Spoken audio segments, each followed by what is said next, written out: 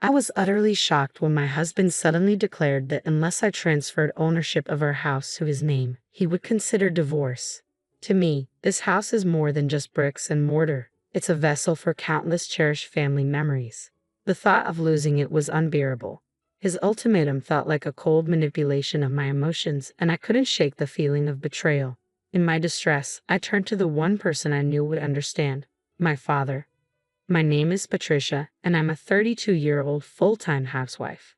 For the past 3 years, I've dedicated myself entirely to managing our home after marrying Terry.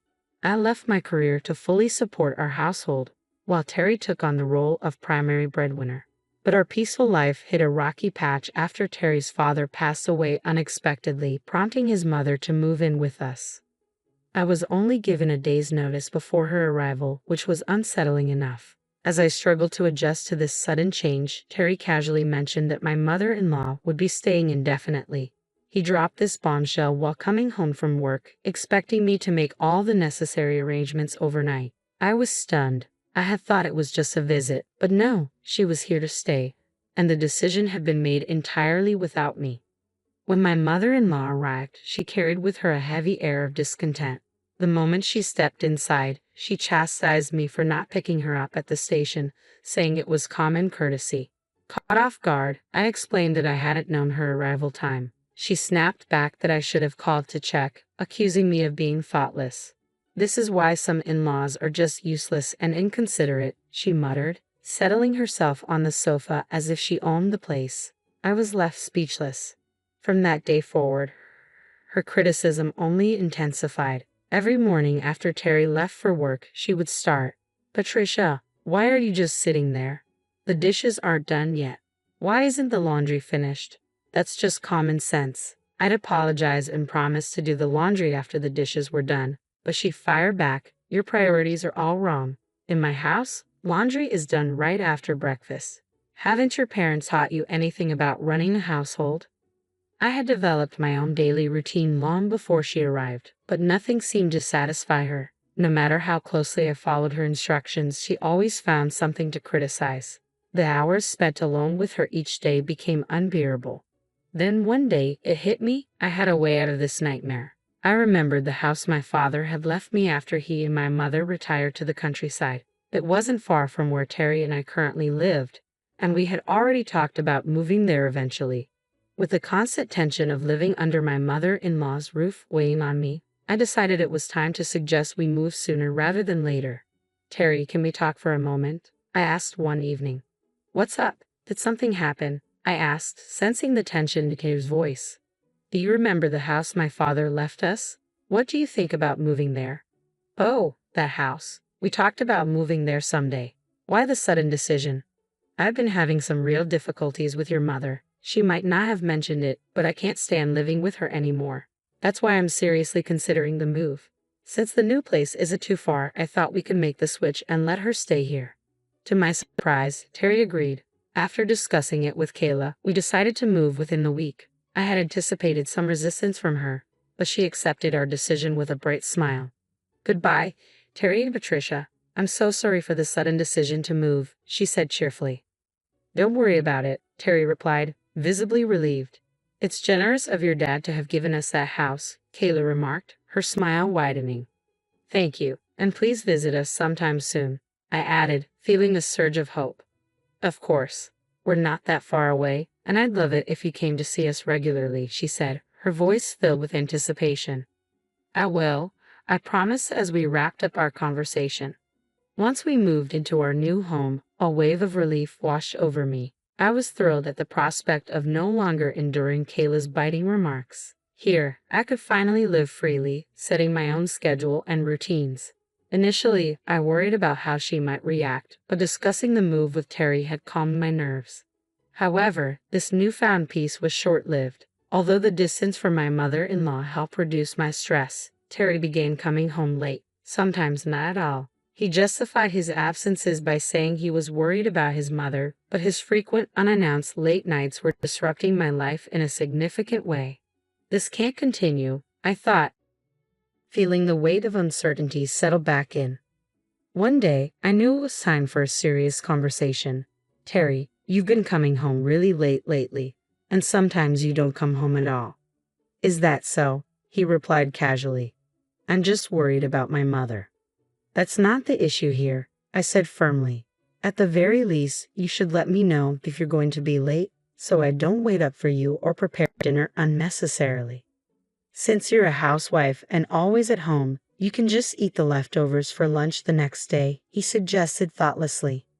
So, you're saying I should just accept everything in silence because I'm a housewife? Are you implying we shouldn't even discuss this? Don't housewives have it easy at home? His words shocked me. What are you even saying? I countered, hurt and frustrated. Besides, I'm worried about leaving my mother alone. Amy will be coming back soon, and I need to discuss some things with her. Wait, Amy is coming back. What do you need to discuss with her? My curiosity shifted to anxiety as I pressed for more information. We're moving Amy in here to live with us. She's always wanted a big house like the one she had abroad, so I thought it would be a good idea to let her stay here, Terry explained nonchalantly. What? I exclaimed, completely taken aback. My sister-in-law is going to live in our house.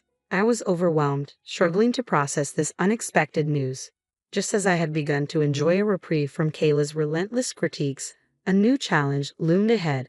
My husband had announced that his sister Amy was moving in with us. I was stunned. This house wasn't just any property. It was the home I inherited from my father, and the thought of simply handing it over felt utterly wrong. It's the only sizable house that would work for Amy, my husband reasoned. The apartment where we used to live is too cramped for 4 people. But I never intended for us to live with Amy. Instead, I plan to give this house to her, he declared. What? I gasped, struggling to grasp his logic. Because we plan to move back in with my mother, Amy can use this house freely, he explained. His proposal was unreasonable, and I felt faint from the shock. I had clearly stated that I had no desire to live with my mother-in-law again. Terry's irritation grew. Can't you be a little more considerate? You live here because of my support, so just do as I say. This house is wasted on you, he snapped. Why should I give it to Amy? This house is precious to me. It was inherited from my father, I protested. I already told Amy I've got her a large house. It's too late to change it now, he continued, as if the matter was already settled without my consent. You decided all of this without even consulting me. I can accept it, I replied, struggling to maintain my composure. Calm down and think about it. I'll go back to my mother's for a while, he said angrily before slamming the door and leaving. Alone, I was in tears, trying to comprehend why my husband would make such unilateral decisions. It was inconceivable that he intended to give away the house I had inherited from my father to my sister-in-law. Every day after that, he sent me messages asking if I had calmed down and urging me to return soon. Each time, I firmly reiterated that I had no intention of complying with his plans. Then one day, he dropped another bombshell over the phone. Hey Patricia, when will you come here and live with me? Stop nagging. I've said it so many times. I had no intention of living with Kayla or giving this house to Amy. I've already told Amy to stop being selfish. I shot back, more resolved than ever to stand my ground. His blatant disregard for my feelings and our shared life left me in shock. She might be returning this week, so there's no time to waste, he said. Why should I give up my house for your family? I inherited this house from my father. Don't make decisions without consulting me. Who do you think you're talking to? My voice trembled with frustration. Even my mother was furious about the situation, echoing my sentiments. That's not my problem. You're ignoring my feelings, I responded firmly. On the other end of the line, I could hear Terry let out a heavy sigh, his frustration palpable. Then he said something that shook me to my core. If you can't listen to me, then let's get a divorce. Hand over the house to Amy and leave by tomorrow. At that moment, any remaining affection I had for him evaporated. The idea of using divorce as a threat, without any regard for my feelings, was utterly despicable. I couldn't forgive him for wielding such a threat, his tone laced with arrogance. Listen, if you don't leave by tomorrow, I'll divorce you. That's it. Wait, are you serious? I asked, incredulous. Of course, you don't have a choice. What will you do if you, a housewife, get divorced? You can't survive, he taunted. Enough. I get it, I said sharply. Hurry up and move over here. My mother is looking forward to disciplining you. With that, he hung up, confident that I would comply. But after that call, I was resolute. I decided to seek help from my father to devise a plan. By the next day, everything was ready for my move. When Terry inquired about it, I replied calmly, "By the way, I'm curious. When will Amy be back?" "She'll be back tomorrow." "Why are you so obsessed with Amy?" he questioned, a hint of suspicion in his voice. "Between you and me, she seems to have made quite a sum from stock investments," I mentioned casually. "I see. So if you provide her with a house, maybe you can ask for financial help," he suggested, trying to rationalize his stance. "That's so typical of you," I shot back. "Anyway, you need to leave that house today. It's inconvenient for all of us." "Don't worry, I've already moved," I said coolly. "What do you mean?" My husband's surprise was evident. "I knew it. You don't want to divorce me, do you? Without an income, you can't survive," he claimed, still underestimating my resolve and independence. "All of this is coming to an end. We're still legally married, and that's the only reason we're even having this conversation," I said, my voice steady and resolute. "Wait, what?" "I can only think about divorce now," I added, shocking him with my directness. "You promised to move out of that house and live with me, but you've already moved." "What are you saying?" he stammered, confusion and rising panic evident in his voice. "Of course I won't live in a house with a husband who makes all the decisions and a domineering mother-in-law. Why are you including me in your plans for Amy?" I retorted. "You promised to move out for Amy," he argued, clinging to his previous demands. "I've already moved, didn't I? Enough with the jokes. Where are you now?" he asked, his tone growing increasingly panicked. "I'm at my parents' house. I moved to their rural home and don't plan on returning," I explained calmly, knowing this news would unsettle him further. "You should have told me that sooner," he replied, a hint of relief mixed with frustration in his voice. "If you truly want to give the house to Amy, here's the deal. It's on the market for $520,000. Buy it for that amount and hand it over to her." "Are you joking?" "I'm serious. The house is still in my father's name, so I asked him to sell it," I clarified, laying out my actions and intentions. "My father always said that if anything happened, I should contact him. I could either live in the house or sell it as I saw fit, and he would help me."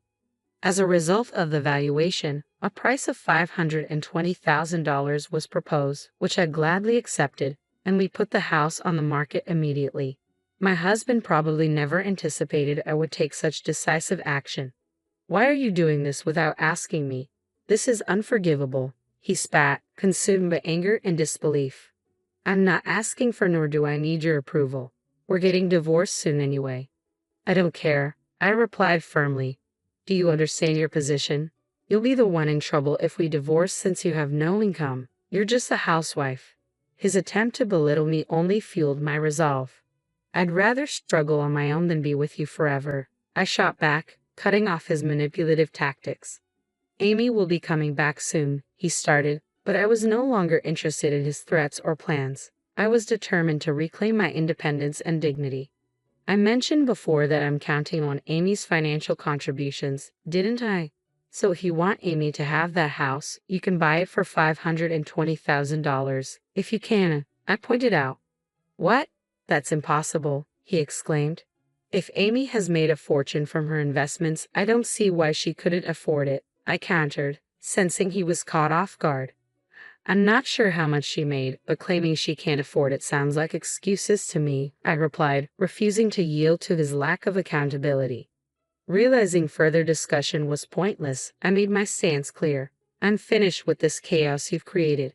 Did you think threatening me with divorce would make me surrender the house? If you assume that being a housewife means I'll simply obey, you're deeply mistaken." "Let's just calm down and discuss this," he suggested, attempting to soften his tone. "I am calm. It seems you're the one panicking. I won't let you or your family control me any longer. Go back to your mother and stay out of my life," I exclaimed loudly, ensuring my voice carried. With that, I abruptly ended the call, fed up with the constant turmoil. I blocked his number and sought legal advice, pursuing a divorce. It took time, but eventually the divorce was granted, recognizing my husband's faults. He and Kayla continued to live in that cramped apartment, while Amy, unable to secure the large house she desired, expressed her frustration and returned overseas, feeling misled. My ex-husband's hopes of leveraging his sister's financial success crumbled, leaving him struggling with the burden of alimony and supporting his self-centered mother. His prospects for a thriving future seemed bleak. In contrast, I relocated to the countryside, enjoying peaceful days with my parents. I began a new job as a clerical worker at a local company, thanks to a neighbor's recommendation. With this job, I found financial independence and contentment. I decided to stay close to my parents for the foreseeable future, cherishing the chance to give back to them for all their support and love.